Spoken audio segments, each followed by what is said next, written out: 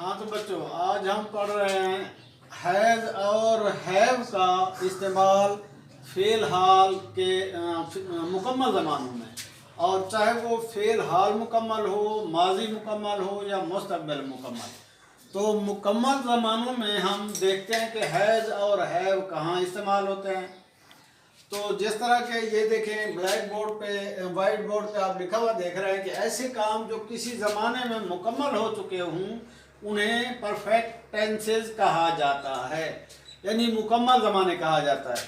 ये आमतौर पर तीन ही हैं। नंबर एक पे है, ये देखें फ़ेल हाल है मुकम्मल, इसको कहते हैं प्रेजेंट परफेक्ट टेंस। और नंबर दो पे देखें फ़ेल माजी मुकम्मल, फास्ट परफेक्ट टेंस। नंबर तीन पे देखें फ़ेल मुस्तक़बिल मुकम्मल, यानी मुस्तक़बिल मुकम्मल ज़माना, आने वाला ज़माना, उसमें जो काम मुकम्मल हो किसी दूसरे काम से पहले हो जाए, ख़त्म हो जाए, तो उसको क्या कहते हैं फ़ेल हाल, अपना फ़ेल मुस्तक़बिल मुकम्मल। तो अब ये बनाएंगे किस तरह, फ़ेल हाल मुकम्मल कैसे बनाएंगे, फ़ेल माजी मुकम्मल कैसे बनाएंगे, मुस्तक़बिल मुकम्मल। तो इसका इंतहाई सादा सा तरीका है, वो ये है कि हमारे पास हर फ़ेल की चार शक्लें होती हैं। जो भी फ़ेल होता है उसकी चार शक्लें होती हैं, फ़ेल की चार अशकाल होती हैं, चार अशकाल होती हैं। अब फर्ज कीजिए मैं एक आपको, ये एक फ़ेल है हेल्प, जिसका मतलब मदद करना। इसकी दूसरी शक्ल होगी हेल्प्ड, तीसरी भी इसकी हेल्प्ड, और चौथी जो होगी वो होगी इसकी हेल्पिंग, ING वाली फॉर्म। फर्स्ट फॉर्म पहली फॉर्म, ये दूसरी फॉर्म, और ये होगी इसकी तीसरी, और ये IV इसकी होगी चौथी। फर्स्ट फॉर्म, पहली फॉर्म, दूसरी फॉर्म, तीसरी फॉर्म। तो तीसरी फॉर्म को एक ख़ास नाम दिया जाता है जिसको कहते हैं past participle, past participle. Third form को क्या नाम दिया जाता है, पास्ट पार्टिसिपल।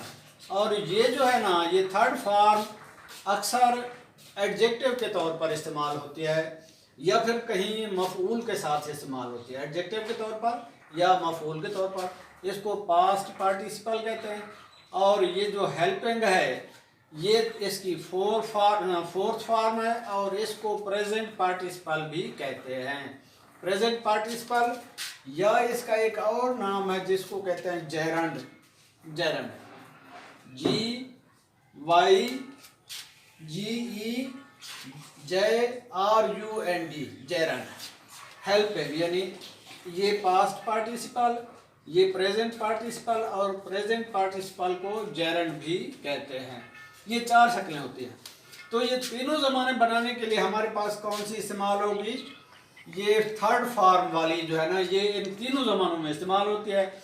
और इसी थर्ड फॉर्म से पहले हम क्या लगाते हैं, हैज़ या हैव, हैज़ या हैव। उस ज़माने को हम मुकम्मल कर देते हैं, उस फेल को, उस काम को जब थर्ड फॉर्म से पहले हम हैज़ या हैव लगा देते हैं तो वो ज़माना या वो फेल मुकम्मल हो जाता है। अब वो चाहे फेल हाल में हो, या फेल माजी में हो, या मुस्तक़बिल में हो।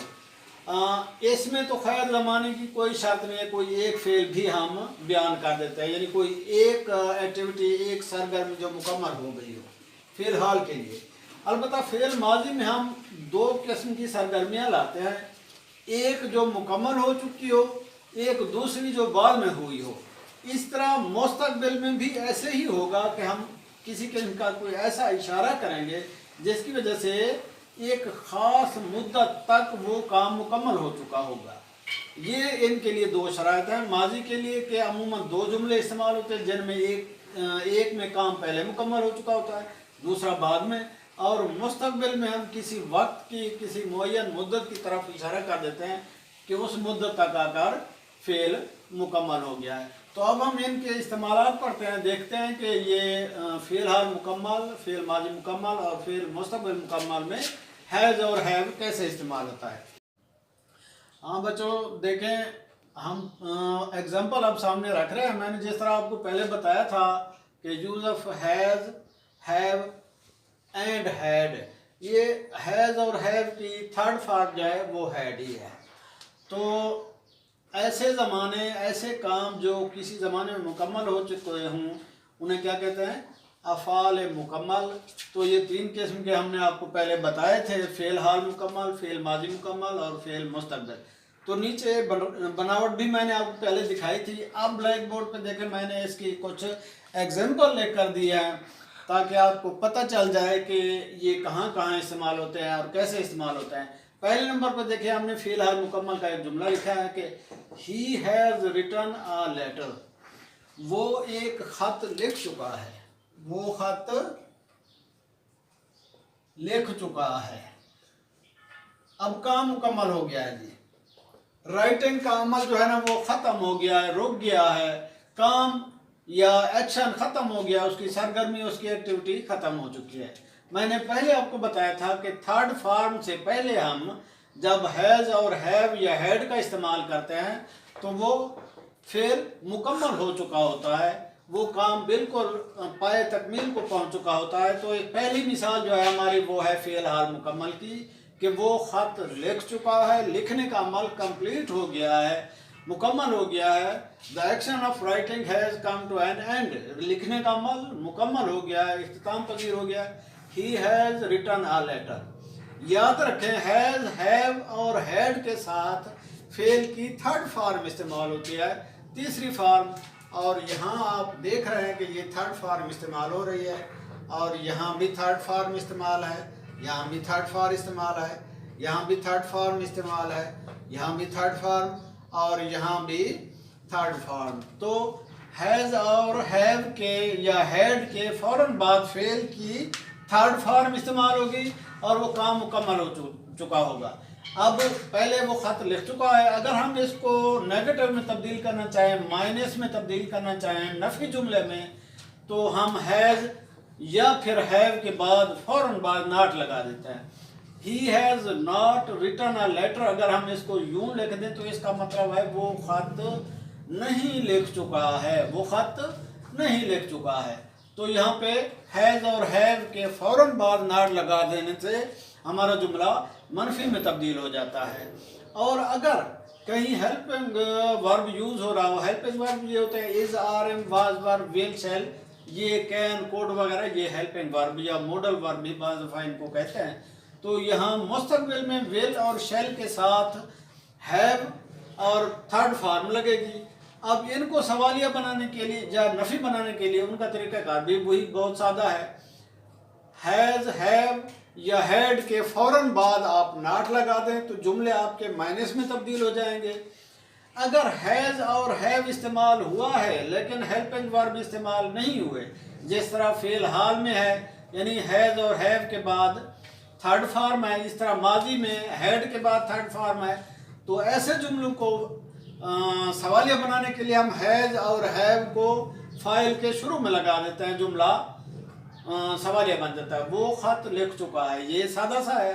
अगर इसको सवालिया बनाएं, has he written a letter, क्या वो ख़त लिख चुका है, फिर यहाँ हम क्या डाल देंगे और सिर्फ जो है ना इधर आखिर में क्वेश्चन मार्क, और यहाँ से जो हैज़ है ये वाला हैज़ आगे चला जाएगा, यहाँ आ जाएगा, ये इस सब्जेक्ट से पहले, इस सब्जेक्ट से पहले हैज़ ही, फिर यहाँ नहीं रहेगा ये has he written a letter, क्या वो ख़त लिख चुका है।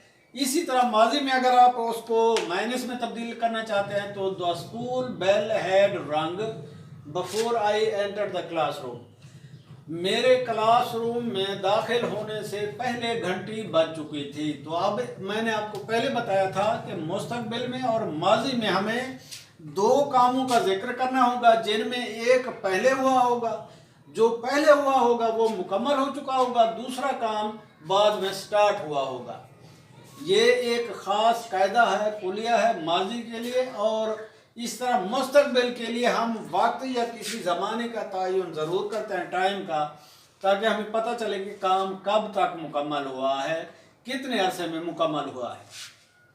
माजी में दो तरह के सेंटेंस होंगे, एक हैड और थर्ड फॉर्म वाला दूसरा जो है ना सादा सा माजी, यानी फाइल फेल और मफूल, फाइल फेल और मफूल, ये दो जुमले इकट्ठे होंगे फेल माजी मुकम्मल में। द स्कूल बेल हैड रंग, स्कूल की घंटी बज चुकी थी। Before I enter the classroom, मेरे क्लासरूम में दाखिल होने से पहले, यानी अब ये घंटी बजने का जो अमल था ये मुकम्मल हो गया, ये ख़त्म हो गया है। जैसे ही मैं दाखिल हुआ वो घंटी बज चुकी थी, काम मुकम्मल हो गया था, घंटी बजने का अमल कंप्लीट हो गया था। थर्ड नंबर पे देखें, ये फिर एक मुस्तकबिल मुकम्मल का जुमला है हमारे पास। They will have reach the airport, वो एयरपोर्ट पहुंच चुके होंगे। यहाँ तक हमारा फेल तो मुकम्मल हो गया है, लेकिन हमें मफहूम इसको दिखाने में थोड़ा सा दिक्कत या तकलीफ हो रही है, इसलिए हम क्या लगा देते हैं, बिफोर प्लेन लैंडिंग, यानी जहाज के उतरने से पहले, जहाज अभी उतरा नहीं था, यानी हम उससे पहले पहुंच चुके होंगे। जहाज के उतरने से पहले पहले हम पहुंच चुके होंगे, तो हमारा काम मुकम्मल हो गया होगा। मुस्तकबिल में जहाज बाद में उतरेगा, हम पहले पहुंच चुके होंगे। तो मुस्तकबिल में हम क्या लगाते हैं, हैव के साथ विल और शैल। हैव के साथ क्या लगाते हैं, विल और शैल। याद रखें मुस्तकबिल में हैज इस्तेमाल नहीं होता, तमाम फॉर्मों के साथ क्या लगेगा, हैव, ठीक है। मुस्तकबिल में विल हैव। तो अब ये तीसरी एग्जांपल है, दे will have reach the airport, वो एयरपोर्ट पहुंच चुके होंगे बिफोर प्लेन लैंडिंग, जहाज के उतरने से पहले। तो दे विल हैव रीच का अमल मुकम्मल हो चुका होगा, और ये है भी ज़माना आने वाला। तो आने वाले ज़माने में हम जब काम किसी को मुकम्मल, किसी फेल या सरगर्मी का मुकम्मल होने का इज़हार करते हैं तो विल हैव और शैल हैव लगा देते हैं। फिर चौथा जुमला फिर माजी का है। माजी में ये होता है कि हम हैड लगाते हैं, हैड के फौरन बाद थर्ड फॉर्म, हैड के फौरन बाद third form. They had gone before the sunset, गुरूब आफ्ताब से पहले वो चले गए थे। ये चले जाने का अमल मुकम्मल हो गया था, किससे पहले, बिफोर सनसेट। तो दूसरा जो है ना ये हमारा एक सादा सा वर्ड है, यानी गुरूब आफ्ताब, ज़वाल आफ्ताब, गुरूब आफ्ताब के पहले पहले वो चले गए थे यहाँ से।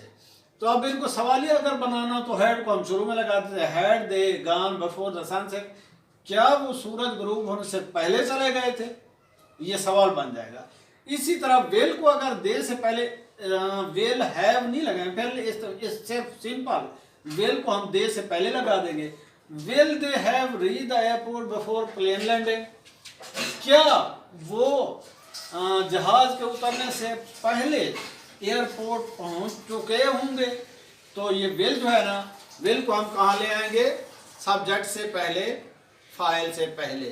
तो यहाँ से ख़त्म हो जाएगा और विल यहाँ फिर लग जाएगा सब्जेक्ट से पहले, ये वाला विल ख़त्म हो जाएगा, ये सवालिया बन जाएगा। अगर हम इसको माइनस में कन्वर्ट करना चाहें तो विल के बाद दे विल नॉट, यहाँ नॉट लगा देंगे। नेगेटिव के लिए विल के बाद नॉट, और अगर हम सवालिया बनाना चाहें तो इसी विल को सब्जेक्ट से पहले लगा देते हैं। Will they not have reach the airport before plane landing, जहाज के उतरने से पहले क्या वो एयरपोर्ट नहीं पहुंच चुके होंगे, ये सवालिया भी बन जाता है और नेगेटिव का मफहूम दोनों, यानी इकट्ठे सवालिया नफी दोनों। इस तरह दे हैड गॉन, अगर हैड को हम पहले had they gone before the sunset, अगर इसको माइनस में तब्दील करना चाहें तो यहाँ पे नॉट लगा देंगे। ये वाली जो हैड हैव और इनके फौरन बाद नॉट, ये माइनस में तब्दील हो जाएंगे। जितने भी ये एग्जांपल दी हुई हैं, हैज हैव और हैड के फौरन बाद नॉट लगा देंगे, जुमला माइनस में तब्दील हो जाएगा। अगर हैज हैव और हैड को या फिर कोई हेल्पिंग वर्ब इस्तेमाल हो रहा है, जैसे विल शैल है, is are am was were, तो उसको पहले लगा देंगे। तो यहाँ had they gone before the sunset, क्या वो सूरज गुरूब होने से पहले चले गए थे, तो हैड सवालिया बन गया। अगर हैड के फौरन बाद नॉट लगा देंगे, they had not gone before the sunset, सूरज गुरूब होने से पहले वो नहीं गए थे, यानी वो माइनस में, नेगेटिव में आपका जुमला चला जाएगा। अगर इसको हेड को पहले लगा दी, यहाँ नॉट वैसी जगह रहे, तो फिर ये माइनस का भी होगा, सवालिया का भी। Had they not gone before the sunset, क्या वो सूरज गरूब होने से पहले नहीं गए होंगे या नहीं जा चुके होंगे, या नहीं गए होंगे या नहीं गए थे, बल्कि सॉरी, क्या वो सूरज गरूब होने से पहले नहीं गए थे, सवालिया। ये हैड शुरू में लगा देंगे, यहाँ पे नॉट, तो फिर वो माइनस का भी जुमला हो जाएगा, सवालिया का भी। सवालिया बनाने के लिए हैड पहले लगा देंगे, had they gone before the sunset, क्या वो सूरज गरूब होने से पहले जा चुके थे। अगर नफी बनाना हो तो दे had not gone before the sunset, वो सूरज गरूब होने से पहले नहीं जा चुके थे। क्या वो सूरज गरूब होने से पहले नहीं जा चुके थे, नफी भी हो सवालिया भी हो, तो फिर had they not gone before the sunset, क्या वो सूरज गरूब होने से पहले नहीं जा चुके थे। अब पांचवी इसके एग्जांपल है, द जज has given the verdict, the जज हैज गिवन द वर्डिक्ट, जज ने अपना फैसला सुना दिया है। ये हैज के फौरन बाद थर्ड फॉर्म लगी है, फेल मुकम्मल हो गया है। और वो क्या, कौन सा फेल है जज का, जो एक्टिविटी, जो सरगर्मी उसने दिखाई है वो है फैसला देना, गिव द वर्डिक्ट। जज ने अपना फैसला सुना दिया है, काम उसका मुकम्मल हो गया। अब छठी एग्जांपल देखें, आई शैल हैव संग a song before the start of party, party शुरू होने से पहले मैं गीत गा चुका हूँगा, यानी जब पार्टी होगी उससे पहले मेरे गाने का जो अमल होगा, गीत गाने का, ये मुकम्मल हो चुका होगा, पार्टी बाद में शुरू होगी।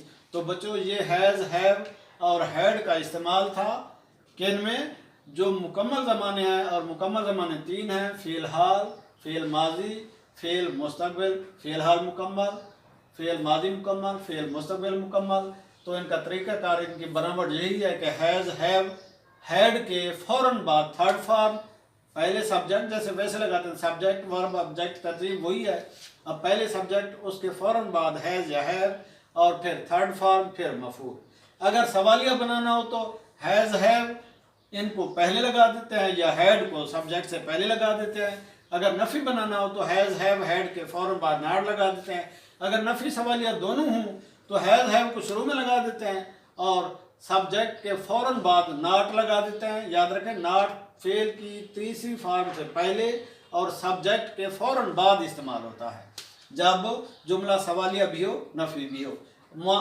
मुस्तक़बिल की सूरत में विल और शैल को शुरू में लगा देते हैं। अगर माइनस का जुमला हो तो सब्जेक्ट के फ़ौरन बाद और हैज़ से पहले नॉट लगा देते हैं। तो बच्चों आज का ये लेक्चर यहाँ तक तमाम होता है। कल इंशाल्लाह हम मज़ीद इससे अच्छा कोई दूसरा टॉपिक पढ़ेंगे इसी ग्रामर के हवाले से। अल्लाह हाफ़िज़।